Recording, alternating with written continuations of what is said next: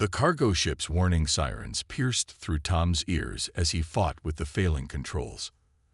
Red lights flashed across the cockpit, warning of critical system failures. Through the view screen, he watched helplessly as another meteor struck the hull, sending tremors throughout the vessel. "Computer, status report," Tom shouted, his knuckles white against the control stick. "Hull breach detected. Engine systems critical. Atmosphere containment failing. Planet surface impact in 45 seconds. Tom cursed under his breath. The shipping route between Earth's colonies was supposed to be safe, mapped and cleared of debris.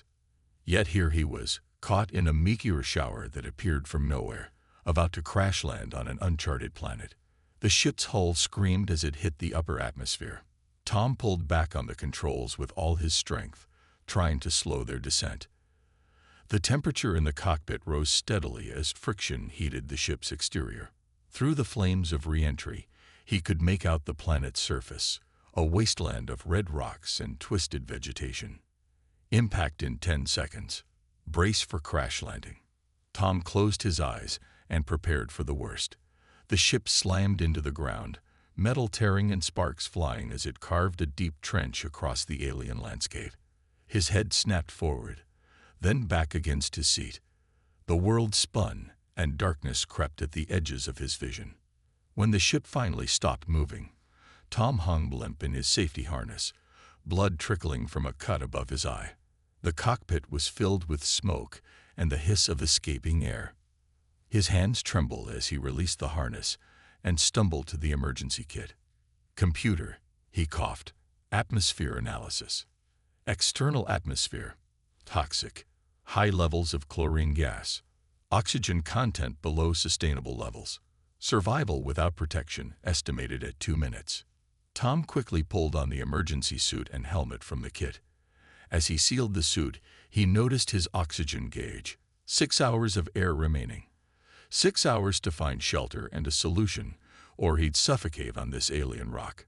He grabbed the emergency beacon and survival pack, then forced open the damaged airlock. The alien landscape stretched before him, bathed in the light of 2 distant suns. Wind whipped red dust across the rocky ground, and strange crystalline plants dotted the landscape. That's when he saw it, another crash site about 1 kilometer away, smoke still rising from the wreckage. The ship's design was unmistakable. Proxanian, the alien race that humanity had been locked in a Cold War with for the past decade. Tom's first instinct was to run the other way, but something caught his eye. Movement in the wreckage. Someone had survived. His conscience battled with his training. Proxanians were the enemy. They'd attacked human colonies, stolen resources, treated humans as inferior beings. But they were also alive, and on this deadly world, maybe survival mattered more than old hatreds.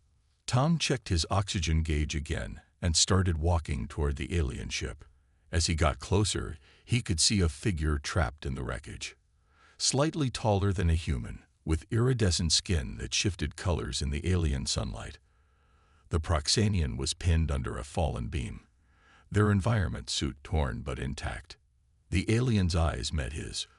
4 glowing orbs filled with a mix of fear and defiance. Tom recognized the markings on their suit.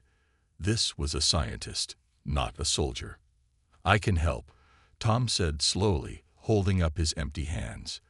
He didn't know if the alien could understand him, but he had to try. "But we don't have much time. This atmosphere will kill us both."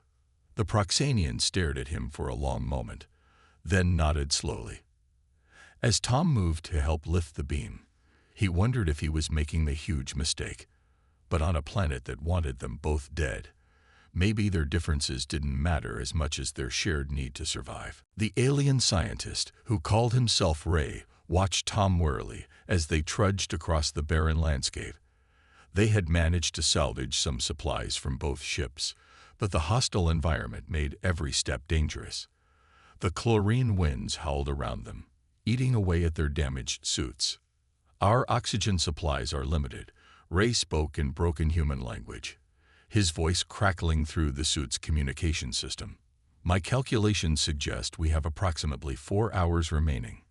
Tom adjusted the heavy supply pack on his shoulders. Then we need shelter. Fast.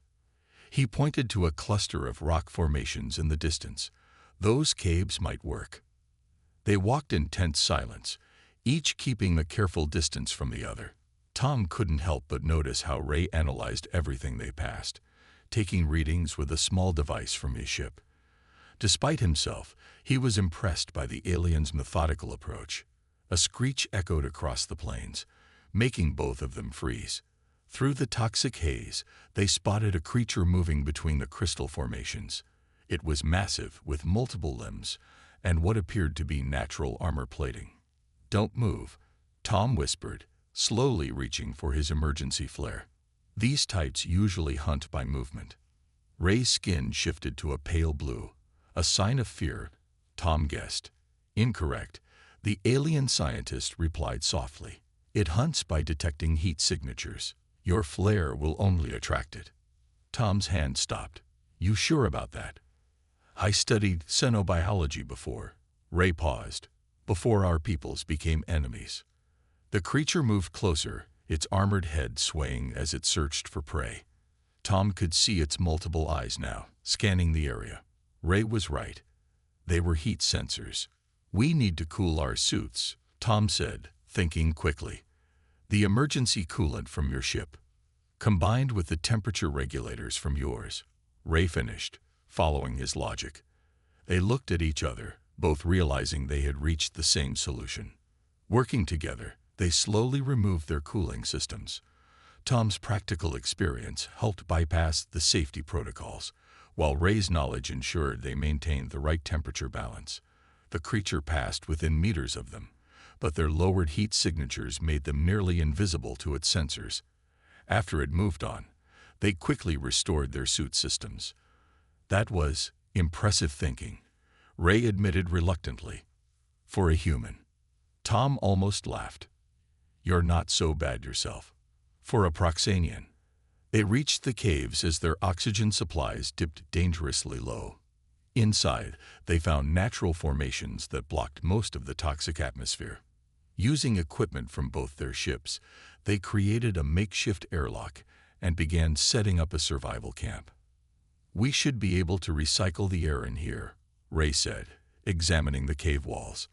"These rocks absorb the chlorine naturally.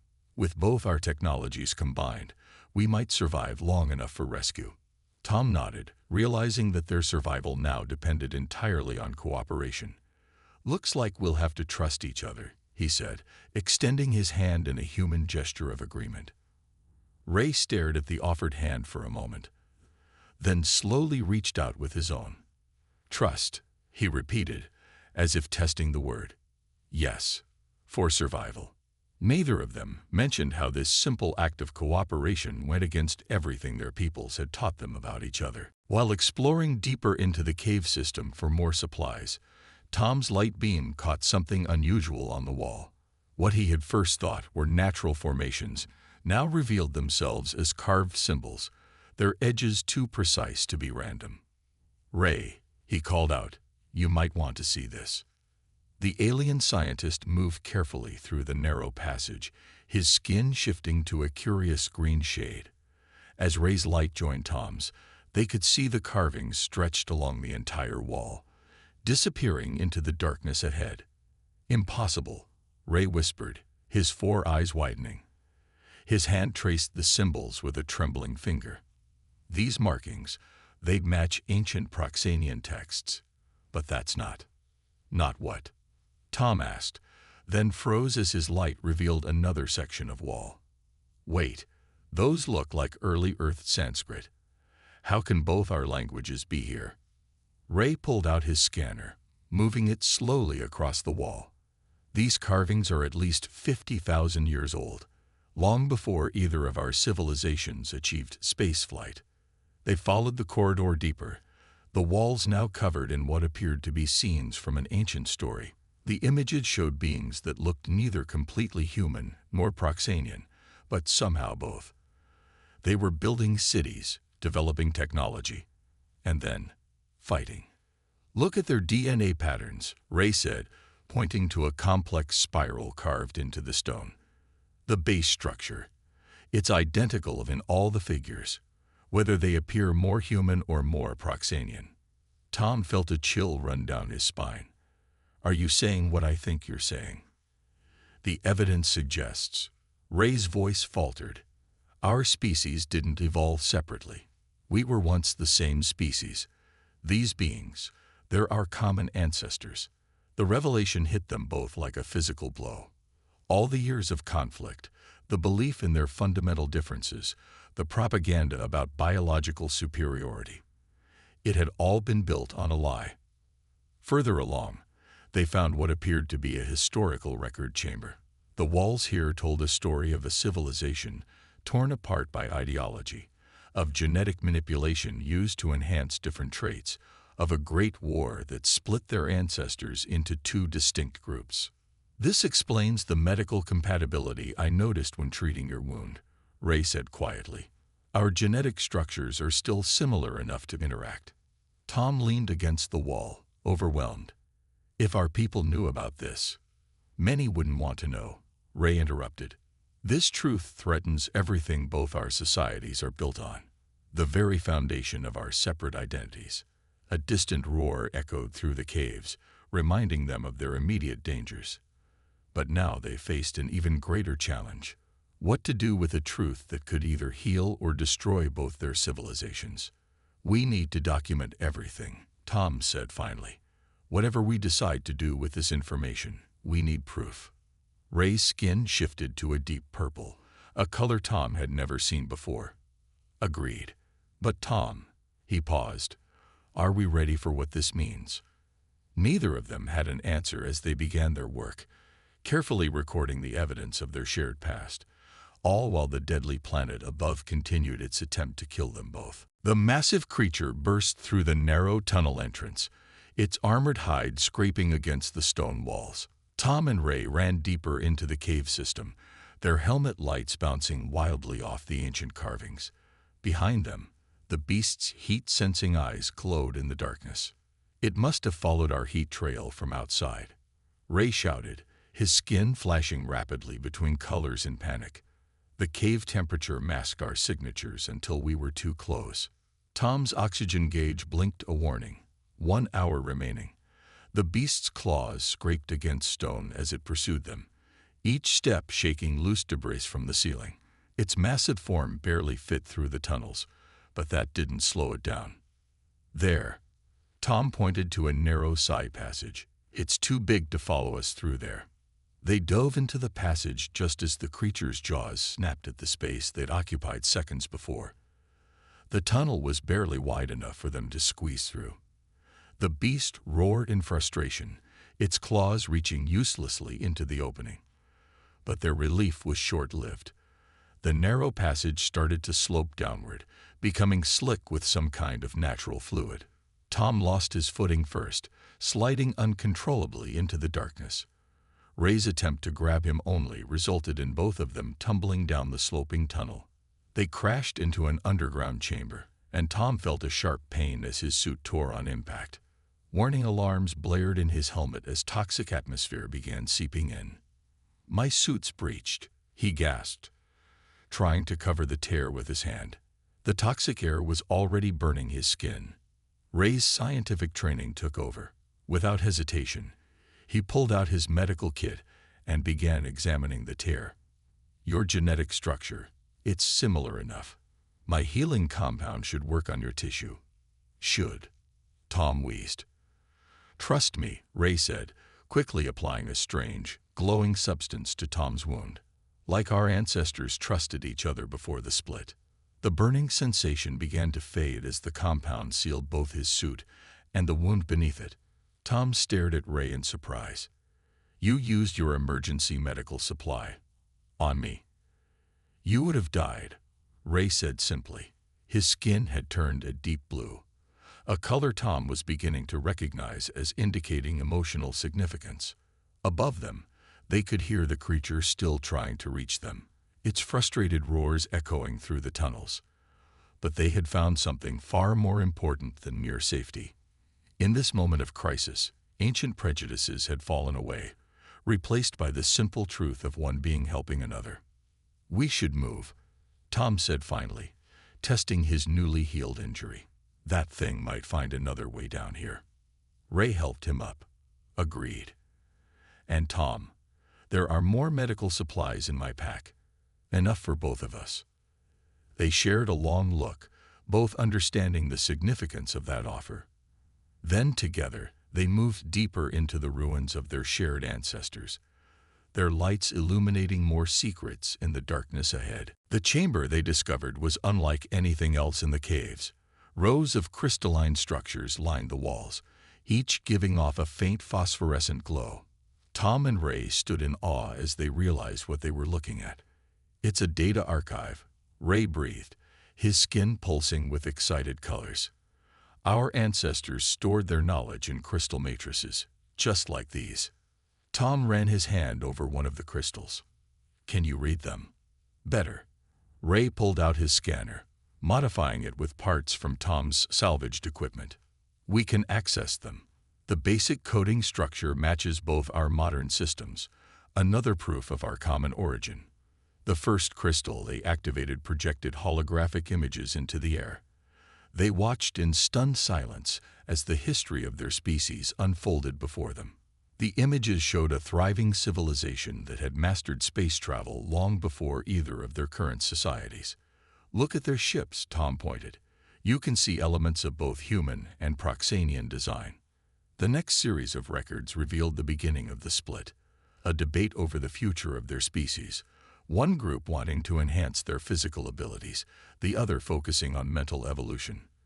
The argument turned into a civil war. They used genetic engineering to create specialized traits. Ray explained, his voice heavy. "Over generations, these changes became more pronounced until we became two distinct species," Tom finished. "Everything we've been fighting about, our differences, our territories, it's all because of choices made by our ancestors." The final records showed the aftermath. The two groups separating, settling on different worlds, gradually forgetting their common origin. Their languages evolved separately, their cultures diverged, but their basic genetic structure remained compatible.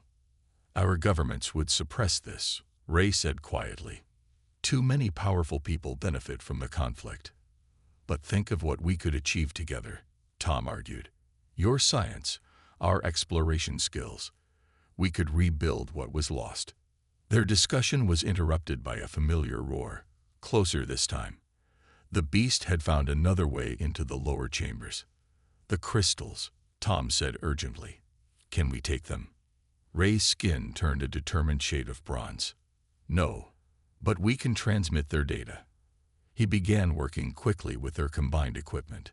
"If we can boost the signal strength enough." "How long?" 10 minutes. Maybe less. The roars were getting closer. Tom checked their oxygen levels. 30 minutes remaining. "Do it. I'll hold off our friend." Ray's eyes met his. "We might not survive this." "Maybe not," Tom agreed. "But the truth will." As Ray worked to transmit the ancient records, Tom prepared their remaining emergency flares. The truth of their shared past was about to change everything, if they could stay alive long enough to share it. The emergency beacon on Tom's belt suddenly crackled to life, making both him and Ray freeze in their tracks.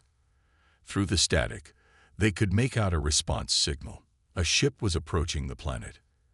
"It's one of ours," Ray said, his scanner displaying the ship's signature. "A Proxanian research vessel." His skin shifted to a conflicted gray color. Tom stared at the data crystal in his hands, then at Ray. "How long until they arrive?" 20 minutes. Maybe less. Ray's 4 eyes blinked in sequence, a sign of deep thought. "They won't rescue you, Tom. They might even kill me." Tom finished grimly. "Yeah, figured that might happen." The crystal archives hummed around them, their ancient knowledge waiting to be shared. They had managed to download critical parts of the data, but hadn't yet transmitted it. The choice before them was clear and impossible. "We could erase it all, Ray suggested quietly. You hide. I tell them I was alone. You might survive long enough for a human ship too. No, Tom interrupted. We both know what needs to be done. Above them, the beasts' roars had grown distant, but their oxygen supplies were critically low. 15 minutes of air remained. The Proxanian ship would arrive before they suffocated. But what then? The ship will have a quantum transmitter, Ray said, strong enough to reach both our civilizations. Tom nodded, understanding the plan. But they'll shoot it down the moment they realize what we're sending. Not if we broadcast on all frequencies simultaneously. Even if they shut it down quickly, enough will get through. The truth will spread too fast to contain. They looked at each other, both knowing what this choice meant. If they succeeded, they would be branded as traitors by their own peoples. If they failed, the truth would die with them on this toxic world. Why? Ray asked suddenly. Why risk everything for this? Tom thought about all the wars, all the hatred, all the lives lost to a conflict built on lies. Because we're proof, aren't we? A human and a Proxanian, working together, just like our ancestors before the split. Ray's skin turned that deep blue again, the color of profound emotion. They'll come for us. Both sides will want us silenced. Then we better make it count. They began preparing the data for transmission, knowing the approaching ship brought both rescue and danger. Their time was running out, but the truth of their shared heritage might finally have its chance to be heard. As they worked, neither of them voiced the obvious, that this revelation could either heal the rift between their species or tear them further apart than ever before. The Proxanian ship entered the planet's atmosphere just as Tom and Ray activated the ancient facility's transmission system. Their oxygen supply showed 5 minutes remaining, barely enough time to complete their task. Signal locked, Ray announced, his fingers dancing across the crystalline controls. Broadcasting on all frequencies in 3 minutes. Tom watched the ship's approach on their scanner. They're scanning the area. They'll detect the power signature. Let them come. Ray's skin rippled with determination. The transmission only needs 2 minutes to send everything. The cave shook as the ship's engines roared overhead. They could hear the landing gear deploying somewhere above their underground sanctuary. Their deadly pursuer had gone silent, perhaps frightened away by the larger intruder. Transmission starting, Ray announced. The crystal archives hummed with power as thousands of years of hidden history began streaming into space. 1 minute until full data transfer. The sound of cutting torches reached them from the upper tunnels. The rescue team was burning their way in. 30 seconds, Ray counted down. His skin had turned a color Tom had never seen before, a swirling mixture of determination and hope. The first explosion rocked the chamber. They were trying to blast their way in. Tom grabbed the last of their flares, ready to buy those final precious seconds if needed.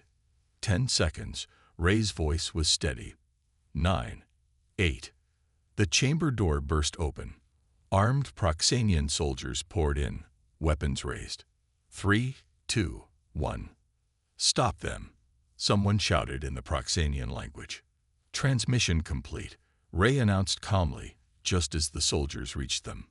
What happened next seemed to move in slow motion. The soldiers grabbed them both, but didn't shoot. Their commander was staring at the holographic displays, at the undeniable evidence of their shared ancestry. By the stars, the commander whispered in mixed human and Proxanian languages. It's all true. Tom and Ray looked at each other through the chaos, both understanding that this was just the beginning. The truth was out there now, spreading across both their civilizations at the speed of light. Whether it would bring healing or more conflict, they had chosen to face it together. Their oxygen alarms beeped in unison. 1 minute of air remaining. But as the soldiers rushed them toward the surface and their waiting ship, Tom and Ray knew they had accomplished something greater than their own survival. They had given both their peoples a chance to remember who they truly were, not enemies, but branches of the same ancient tree, finally growing back together. The last thing they saw before being rushed onto the ship was the twin suns setting over the deadly planet that had forced them to confront the greatest discovery in their species' history.